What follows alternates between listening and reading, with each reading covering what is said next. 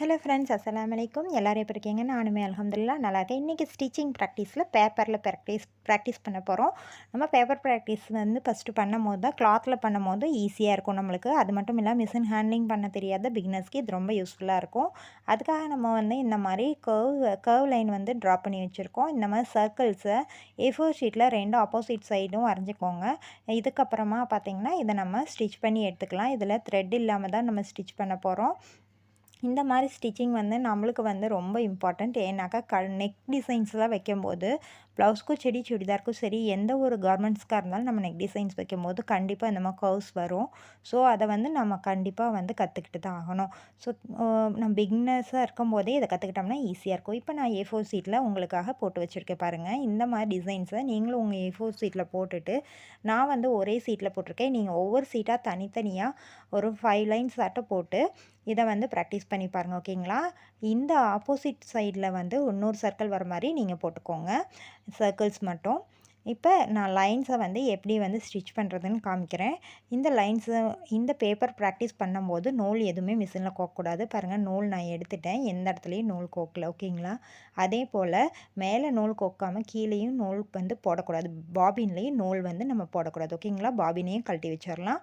இப்போ நம்ம வந்து இந்த பேப்பரை வச்சுட்டு நம்ம எங்கே ட்ரா பண்ணியிருக்கோமோ அந்த எட்ஜில் கரெக்டாக வச்சுட்டு ஊசியை உள்ளே குத்திட்டிங்கன்னா உங்களுக்கு கரெக்டாக அந்த லைன் மேலே நின்றுக்கும். அதுக்கப்புறமா நீங்கள் ஸ்டிச் பண்ணும்போது அந்த லைனை விட்டு நகராது, ஈஸியாக இருக்கும் உங்களுக்கு. ஓகே, ஃபஸ்ட்டு ஆரம்பிக்கும் போதே ஊசியை உள்ளே குத்திட்டு அப்புறமா ஸ்டார்ட் பண்ணுங்கள். இப்போ பாருங்கள், ஊசி குத்திக்காச்சு. ஓகேங்களா? இப்போ பாருங்கள், ஃபஸ்ட்டு பிகினர்ஸாக இருக்கவங்க என்ன பண்ணணும் அப்படின்னா, பேலன்ஸ் வீலை 2-3 டைம் சுற்றிக்கோங்க. ஓகேங்களா? அப்போ ஸ்பீடு வரும். அதுக்கப்புறமா கீழே இருக்க பெடலை நீங்கள் ப்ரெஸ் பண்ண ஆரம்பிங்க. பெடலை உடனே ப்ரெஸ் பண்ண வேணாம். பேலன்ஸ் வீலை சுற்றிட்டு அதுக்கப்புறமா ப்ரெஸ் பண்ணுங்கள். பேலன்ஸ் வீலை ஃப்ரண்ட் பக்கமாக சுற்றுங்க, பேக்கில் சுற்றிடாதீங்க, ஊசி உடஞ்சிரும். அதுக்கப்புறம் பார்த்தீங்கன்னா மொல்லமாக தைக்க ஆரம்பிங்க. நீங்கள் இப்போ தான் பிகினர்ஸ், ஸோ ரொம்ப ஸ்பீடு எடுக்க வேணாம். அதே போல் ரொம்ப ஸ்லோவாகவும் தைக்க வேணாம், மீடியமாக தைங்க, ஈஸியாக இருக்கும் உங்களுக்கு. இந்த மாதிரி அந்த கோட்லேயே வந்து நீங்கள் ஸ்டிச்சஸ் போட்டுகிட்டே வரணும். அதுக்கப்புறமா பார்த்தீங்கன்னா நம்மளோட ஸ்டிச்சஸ் முடிஞ்சிருச்சு. ஓகேங்களா? பக்கத்தில் கொண்டு போய் விரலை வைக்க வேணாம். பிகினர்ஸாக இருக்கவங்க இப்போ வந்து நம்ம இப்போ ஸ்டிச் பண்ண போகிறோன்னா ஓரளவுக்கு தூரமாக வந்து நம்ம கையவோ விரலையோ வச்சுக்கலாம். ரொம்ப பக்கத்தில் கொண்டு போவேன்னா நீடில் வந்து ஏறிக்கும். ஓகேங்களா? அதுக்காக தான் சொல்கிறேன், கொஞ்சம் கவனமாக தைங்க. அடுத்தது பார்த்திங்கன்னா அடுத்த லைன்ஸும் நம்ம அந்த மாதிரி தைச்சிக்கலாம். இப்போ பார்த்திங்கன்னா நம்ம அந்த இடத்துலையே தைக்க ஆரம்பிச்சிட்டோம். இதே மாதிரி ஸ்ட்ரைட்டாக நீங்கள் கொண்டு வாங்க, ஓரளவுக்கு ஸ்ட்ரைட்டாக வரும். அதுக்கப்புறமா நீங்கள் 2-3 பேப்பர்ஸில் இந்த மாதிரி ப்ராக்டிஸ் பண்ண உங்களுக்கு ஈஸியாக வந்து இந்த மாதிரி லைன்ஸ் ஈஸியாக வந்துடும். இந்த மாதிரி நம்ம ப்ராக்டிஸ் பண்ணும்போது சைடெலாம் தைக்கிறப்ப கரெக்டாக நேர் தையல் வரும். அதே மாதிரி சாரீக்கு ஓரடிக்கிறப்பையும் நம்மளுக்கு நேர் தையல் வரும். ஓகேங்களா? அடுத்ததாக நம்ம வந்து கார்னர் எப்படி திருப்புறது அப்படிங்கிறதுக்காக தான் ரெண்டாவது பேட்டர்ன். ஓகேங்களா? இது நம்ம தைச்சி முடிச்சாச்சு. இப்போ பார்த்தீங்கன்னா இந்த இடத்துலேருந்து ஆரம்பிக்கணும். இந்த கார்னர்ஸை நம்ம எப்படி திருப்ப போகிறோங்கிறத இப்போ பார்க்குறோம். இப்போ பாருங்கள், நம்ம அதே மாதிரி தான் கரெக்டாக ஊசியை வந்து அதே கோட்டில் நல்லா உள்ளே வந்து ஒரு குத்திக்கங்க. குத்திட்டு மறுபடியும் ஸ்டிச் பண்ண ஆரம்பிங்க. அதுக்கப்புறம் பார்த்தீங்கன்னா நேராக வரும் உங்களுக்கு. இந்த கார்னர் கிட்ட வந்த உடனே நீங்கள் மொல்லமாக தைச்சிட்டே வந்து ஸ்லோ பண்ணி அந்த கார்னர் எட்ஜு எங்கே இருக்கோ அந்த இடத்துல ஊசி குத்திக்கோங்க. குத்திட்டு பேக்கில் வந்து அந்த ப்ரெஷர் ஃபுட்டை பின்னாடி தூக்கி விட்டுட்டு பாருங்கள், ப்ரெஷர் ஃபுட் லிஃப்டர் இருக்குல்ல, அதை தூக்கி விட்டுக்குங்க. தூக்கி விட்டுட்டு அதுக்கப்புறமா நம்ம வந்து திருப்பிக்கலாம். கரெக்டாக அந்த எட்ஜில் நிறுத்திக்கோங்க. ஓகேங்களா? எட்ஜில் நிறுத்திட்டு அதுக்கப்புறமா அந்த ப்ரெஷர் ஃபுட்டை தூக்கி விட்டுக்கோங்க. தூக்கி விட்டுட்டு ஊசி உள்ளதாக சொருகி இருக்கணும். அப்படி இல்லைன்னா நம்ம பேப்பர் நவுந்துடும். இப்போ நம்ம ப்ரெஷர் ஃபுட்டை இறக்கி விட்டுக்கலாம். இறக்கி விட்டுட்டு இப்போ தைக்கலாம். இப்போ இந்த இடத்துல ஸ்டிச்சிங் போட்டுகிட்டே வந்துட்டு அந்த எட்ஜில் வந்தோன்னா கரெக்டாக நிறுத்திக்கோங்க. ஊசி உள்ளே குத்தி நிறுத்துங்க. ஊசி உள்ளே குத்தி நிறுத்தினதுக்கப்புறமா மறுபடியும் ப்ரெஷர் ஃபுட்டை மேலே தூக்கிக்கலாம். ப்ரெஷர் ஃபுட்டை தூக்கிட்டு மறுபடியும் பேப்பரை வந்து திருப்பி வச்சிடலாம். திருப்பி வச்சுட்டு ப்ரெஷர் ஃபுட்டை இறக்கி விட்டு மறுபடியும் தைக்க ஆரம்பிச்சிக்கலாம். இதே மாதிரி நம்ம வந்து ஒரு பேப்பர் ஃபுல்லாக நம்ம வந்து தைச்சி பார்த்தோம் அப்படின்னா ரொம்பவே ஈஸியாக இந்த மாதிரி நம்ம டேர்ன் எப்படி திருப்புறது அப்படிங்கிறத கரெக்டாக வந்துடும். இந்த கார்னர் டேர்ன்ஸ்லாம் எப்படி அழகாக வந்து அடிக்கிறது அப்படிங்கிறத கற்றுக்கலாம். இப்போ நம்ம ஊசியில் நூல் கோக்காமையே இந்த மாதிரி அடித்து பழகிறப்ப இந்த கார்னர் திருப்புறதெல்லாம் ஈஸியாக நம்ம கற்றுக்கலாம். அதுக்கப்புறமா துணியில் அடிக்கும் போது நம்மளுக்கு ஈஸியாக வரும். இப்போ கார்னர் திருப்பியாச்சு. இப்போ மறுபடியும் வந்து நேர் தையல் தான் போடணும். கார்னர் திருப்பும் போது ஊசி உள்ளே குத்திட்டு அதுக்கப்புறமா நிறுத்திட்டு அப்புறம் திருப்புங்க. அதே மாதிரி எட்ஜஸில் ஒரு குத்திட்டு ஊசியை உள்ளே சொருகிட்டு அப்புறம் பேப்பரை திருப்பிட்டு நீங்கள் வந்து கார்னர்ஸை திருப்புங்க. இப்போ பாருங்கள், கார்னர்ஸையும் நம்ம திருப்பியாச்சு. ஓகேங்களா? இப்போ அடுத்ததாக நம்ம போட போகிறது ஜிக்ஜாக் தான். இப்போ கார்னர்ஸில் பாருங்கள் இது வந்து நேர்த்தையெல்லாம். இப்போ கார்னர்ஸில் பாருங்கள், இந்த கார்னர் பாருங்கள், இந்த இடத்துல ஒரு குத்தி இருக்குது இல்லைங்களா? கார்னர் பார்த்திங்கன்னா ஒரு குத்தி இருக்குது இல்லைங்களா? அதே மாதிரி இந்த கார்னர்லேயே ஒரு ஊசியில் குத்தி இருக்குது. அந்த மாதிரி எட்ஜஸில் கரெக்டாக ஊசி குத்திட்டு அதுக்கப்புறமா தான் நீங்கள் திருப்பி தைக்க ஆரம்பிக்கணும். இந்த மாதிரி தைக்கும் போது எட்ஜஸ்லாம் நீட்டாக ஃபினிஷிங் வரும். அடுத்ததாக பார்த்திங்கன்னா நம்மளுடைய இந்த ஜிக்ஜாக் தையல் தான் போட போகிறோம். இந்த ஜிக்ஜாக்காக இருக்கிறதும் இந்த கார்னர் திருப்பறக்காகத்தான் நம்ம இதையுமே போடுறோம். இதுவும் அதே மாதிரி தான், எங்கெங்கே எட்ஜஸ் இருக்கோ அந்த இடத்துல ஊசியை குத்திட்டு அதுக்கப்புறம் பேப்பரை திருப்பிட்டு அதுக்கப்புறமா நீங்கள் ஸ்டிச் பண்ண ஆரம்பிங்க. கரெக்டாக அந்த கோட்டு மேலே போடுங்க. இப்போ இந்த கார்னர் வந்துடுச்சு. இந்த இடத்துல ஊசி குத்திட்டு ப்ரெஷர் ஃபுட்டை தூக்கிட்டுட்டு இப்போ மறுபடியும் ஸ்டிச்சிங் பண்ண போகிறோம். கரெக்டாக அந்த கோடிங் இருக்கும் அந்த விதமாக பேப்பரை திருப்பிக்கோங்க. அப்போ உங்களுக்கு ஈஸியாக இருக்கும். இப்போ பாருங்கள், நம்ம திருப்பி இந்த இடத்துல ஸ்டிச்சிங் நிறுத்திட்டோம், எட்ஜஸ் வந்துருச்சு. இப்போ மறுபடியும் ப்ரெஷர் ஃபுட்டை தூக்கி விட்டுட்டு அதே சேஃப்க்கு திருப்பி வச்சுட்டு நம்ம நேர்த்தையல் ஒன்று போட்டுக்கலாம். அதே மாதிரி எல்லா எட்ஜஸுமே நம்ம வந்து நிறுத்தி தைக்கணும். ஓகேங்களா?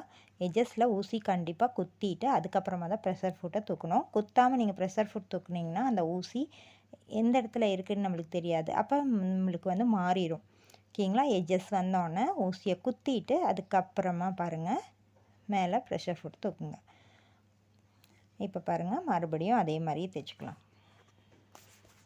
நம்ம பார்த்திங்கன்னா இந்த மாதிரி கார்னர்ஸ் வர்ற இடத்துல எல்லாமே வந்து அந்த இடத்துல ஊசியை குத்திட்டு அதுக்கப்புறமா துணியை வந்து திருப்பிக்கணும். அதாவது இந்த பேப்பரை திருப்பிக்கணும்.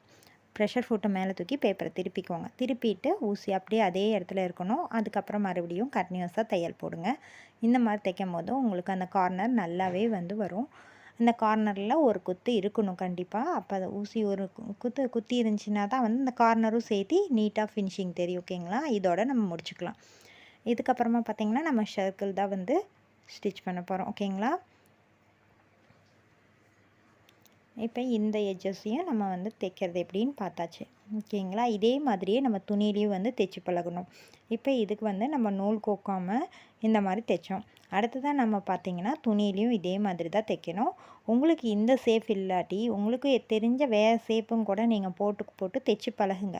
அப்போ உங்களுக்கு இந்த மாதிரி தையல்லாம் போடுறப்ப ஈஸியாக இருக்கும். இப்போ ஒரு ப்ளவுஸுக்கு நம்ம அட்வான்ஸ் கோர்ஸில் பார்த்திங்கன்னா ப்ளவுஸுக்கு நிறைய டிசைன்ஸ் வைக்கும் போது இந்த மாதிரி கர்வ் லைனு அந்த மாதிரியான ஜிக்ஸாக் லைன்லாம் நம்ம வந்து டிசைன்ஸ் கொடுப்போம். அப்போ அந்த மாதிரி திருப்பறக்கெலாம் அந்த எட்ஜஸ்லாம் கரெக்டாக தைச்சிருந்தா மட்டும்தான் நம்மளால் தைக்க முடியும். இப்போ பார்த்திங்கன்னா நம்ம கர்வ் லைன் எப்படி தைக்கிறதுன்னு பார்க்கலாம். அதே மாதிரி எட்ஜில் வச்சு ஊசியை குத்திட்டு மொல்லமாக பேப்பரை நகர்த்துங்க. இந்த மாதிரி ஓரளவு கர்வ் நம்ம வந்து இது பண்ணோன்னே பின்னாடி ப்ரெஷர் ஃபுட்டை லைட்டாக தூக்கிட்டு நம்ம பேப்பரை திருப்பி வச்சுக்கலாம். மொல்லமாக தைங்க. கர்வ் தைக்கும் போது எப்போவுமே மொல்லமாகவே தைங்க, ஒன்றும் அவசரம் இல்லை. இந்த மாதிரி வந்ததுக்கு பின்னாடி நம்ம ப்ரெஷர் ஃபுட்டை மேலே தூக்கி கொஞ்சம் பேப்பரை நவுத்திக்கிட்டோம். இப்போ மறுபடியும் அதே ஷேப்பில் தைச்சிக்கிட்டே வரணும். இது பேப்பருங்காட்டி மொல்லமாக நம்ம திருப்புறோம். துணியாக இருந்தால் நம்மளுக்கு கிழியாது. பேப்பர் வந்து ரொம்ப டேர்ன் பண்ணிங்கன்னா கிழிஞ்சிரும். ஸோ வந்து மொல்லமாக திருப்பிக்கோங்க. இதே மாதிரியே நீங்கள் பேப்பரையும் ஸ்டிச் பண்ணிக்கோங்க. ப்ரெஷர் ஃபுட்டை லைட்டாக மேலே தூக்கி பேப்பரை கொஞ்சம் நவுத்தி வச்சுட்டு அப்புறமா தைச்சிங்கன்னா ஈஸியாக இருக்கும். இப்போ செகண்ட் ரவுண்டையும் தைச்சிக்கலாம்.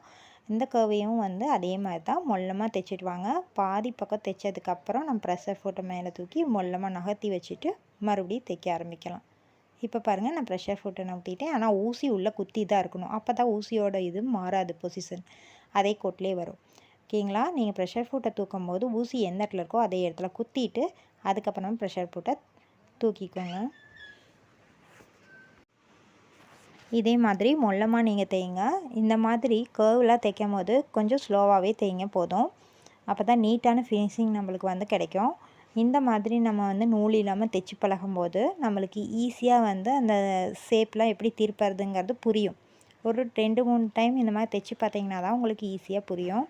அதனால் ஒரு பேப்பரை வந்து இந்த மாதிரி நான் பேட்டர்ன்ஸ் எல்லாத்தையும் ஒவ்வொரு தனித்தனி பேப்பர்லேயும் வரைஞ்சிட்டு அதுக்கப்புறமா அந்த பேப்பரை நீங்கள் தைச்சிக்கோங்க. தைச்சிட்டு அந்த பேப்பரில் நீங்கள் பேர் எழுதிக்கோங்க. ஸ்விங் ப்ராக்டிஸ் பேப்பர் அப்படின்னு போட்டுட்டு அந்த பேப்பரை பத்திரமா எடுத்து வச்சுக்கோங்க. அதை வந்து சர்டிஃபிகேட் ப்ரொவைட் பண்ணும்போது நாங்கள் வந்து காமிக்க சொல்லுவேன்.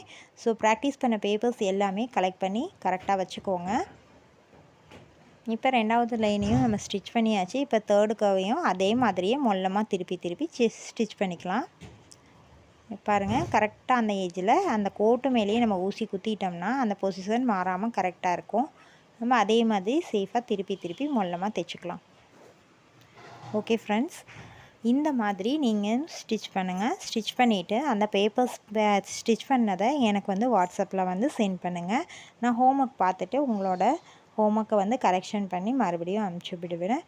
ஓகேங்களா? உங்களுக்கு இந்த மாதிரி ஸ்டிச்சஸ் வந்து நல்லா நிறையா டைம்ஸ் வந்து பேப்பரில் ஸ்டிச் பண்ணி பாருங்கள். இந்த மாதிரி A4 ஷீட்டில் இந்த மாதிரி ஒரு 4 பேட்டர்ன்ஸை எனக்கு ஸ்டிச் பண்ணி ஹோம்ஒர்க்காக சென்ட் பண்ணுங்கள். சென்ட் பண்ணவங்க விட்டுருங்க, சென்ட் பண்ணாதவங்க திரும்ப சென்ட் பண்ணுங்கள். ஓகேங்களா? அடுத்த கிளாஸுக்கு அப்போ தான் நம்ம போக முடியும். ஸோ இதை வந்து கண்டிப்பாக வாட்ஸ்அப் குரூப்பில் நீங்கள் ஷேர் பண்ணுங்கள். உங்களோட ஸ்டிச்சஸை ஷேர் பண்ணுங்கள். ஓகேங்களா? இந்த ஸ்டிச்சஸ் எல்லாமே நம்ம அடுத்த தடவை போடும்போது துணியில் போட போகிறோம். அதற்கான மெஷர்மெண்ட் என்னங்கிறத வாட்ஸ்அப் குரூப் லிங்க்கில் நான் அனுப்பிச்சி விட்றேன். அதில் வந்து என்னென்ன மெஷர்மெண்ட்டில் வந்து துணியை வந்து கட் பண்ணணும் அப்படின்றத நான் சொல்கிறேன். அதுக்கு மினியேச்சர் எப்படி செய்யணுங்கிறதையும் நான் வந்து வாட்ஸ்அப் குரூப்பில் வந்து உங்களுக்கு சென்ட் பண்ணுறேன். ஓகேங்களா? நீங்கள் அதே மாதிரி கிளாத்தை கட் பண்ணி ரெடியாக வச்சுக்கோங்க. அடுத்த கிளாஸில் வந்து கிளாத்தில் எப்படி இந்த மாதிரி நூல் கோர்த்து தைக்கிறதுங்கிறத பார்க்கலாம். ஓகேங்களா?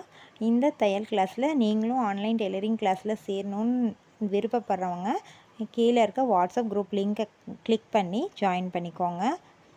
பாருங்கள், இந்த மாதிரி சூப்பராக கர்வும் நம்ம வந்து ஃபினிஷ் பண்ணியாச்சு. இந்த மாதிரி தான் நம்ம வந்து எல்லாத்தையும் ஸ்டிச் பண்ணோம். ஓகேங்களா? நீங்களும் பொறுமையாக இந்த மாதிரி ஸ்டிச் பண்ணி அவசரம் இல்லாமல் பொறுமையாக ஸ்டிச் பண்ணி அமுச்சு விடுங்க. இந்த மாதிரி நம்ம நேர் தையல், அப்போ கார்னர் திருப்புறது, இந்த ஜிக்ஜாக் தையல், அதுக்கப்புறம் பார்த்திங்கன்னா இந்த கர்வ் தையல் எல்லாமே நம்ம வந்து போட்டு பேப்பர் பேட்டர்ன் போட்டு அதில் வந்து இந்த மாதிரி நம்ம ஸ்டிச் பண்ணியிருக்கோம். அடுத்ததான் நம்ம துணியிலையும் இதே பேட்டர்ன்ஸை போடணும். யாரெல்லாம் ஆன்லைன் டைலரிங் கிளாஸில் ஜாயின் பண்ணணும்னு நினைக்கிறீங்களோ அவங்க கீழே இருக்க வாட்ஸ்அப் குரூப் லிங்க்கை வந்து கிளிக் பண்ணி ஜாயின் பண்ணிக்கலாம். இதுக்கு ரெஜிஸ்ட்ரேஷன் ஃபீஸ் வெறும் 99 rupees மட்டும்தான். தேங்க்ஸ் ஃபார் வாட்சிங்.